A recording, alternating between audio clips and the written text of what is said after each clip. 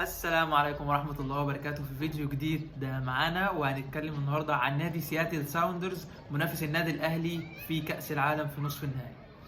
نادي سياتل ساوندرز اللي اتأسس عام 2007 وكانت أول بطولة يحصل عليها النادي كانت في 2009 بعد تأسيس النادي بعامين فقط. نادي سياتل حصل على 2 دوري و2 كاس والحاصل على بطولة واحدة من الكونكاكاف. أولى مشاركات نادي سياتل ساوندرز في كأس العالم للأندية ومواجهته للنادي الأهلي في أولى مبارياته الرسمية في بطولة كأس العالم للأندية. نادي سياتل ساوندرز من الأندية المنظمة جدا جدا جدا هجوميا، ونادي بيعتمد على معظم لعبه على الوينج رايت بتاعهم وعلى رأس الحربة المميز جدا وهو المهاجم راؤول رودياز. ومعظم خطورة النادي بشكل عام بتتمثل في اللاعب رقم 10 البلاي ميكر بتاع الفريق ومحور الأداء نيكولاس لودييرو. ومن مشاكل الفريق ان النادي عنده خلل كبير جدا في التمركز الدفاعي عند قلوب الدفاع، والاثنين اللي بيلعبوا ديفندر عند النادي عندهم مشكلة كبيرة جدا بين الواحد على واحد، والتمركزات الدفاعية عندهم ضعيفة جدا.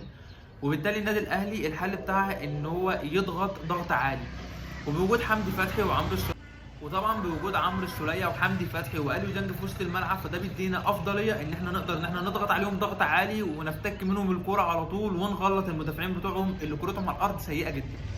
للمعلومه بس حارس مرماهم لا يجيد اللعب على الارض اطلاقا. التشكيل الافضل للنادي الاهلي لمواجهه نادي سياتل ساوندرز في كاس العالم للانديه، طبعا مفيش ادنى شك ان عندنا الخطه بتبدا بمحمد الشناوي حارس مرمى الفريق، وفي الناحيه اليمين محمد هاني، قلبي الدفاع محمد عبد المنعم ومحمود المتولي، في جنب الشمال طبعا علي معلول، وفي وسط الملعب بنفس الخطه بوجود اليو ديانج كستة صريح واثنين تمانيتين حمدي فتحي وعمرو السولية.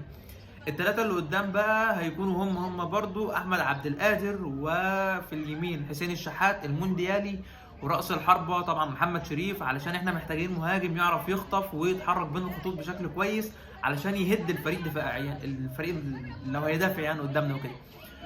وبالنسبه للي احنا محتاجينهم من على الدكه ان هم ينزلوا في اسرع وقت هيكونوا بيرسي تاو وطاهر محمد طاهر ومحمود عبد المنعم كهربا، ودول هنحتاجهم بدري علشان التكتلات الدفاعيه نقدر ان احنا نفكها ونقدر نغلط المدافعين بشكل افضل. تكون خلصت حلقتنا، ولو عجبتك الحلقه ما تنساش تعمل لايك وسبسكرايب وتشترك معانا في القناه، وهستنى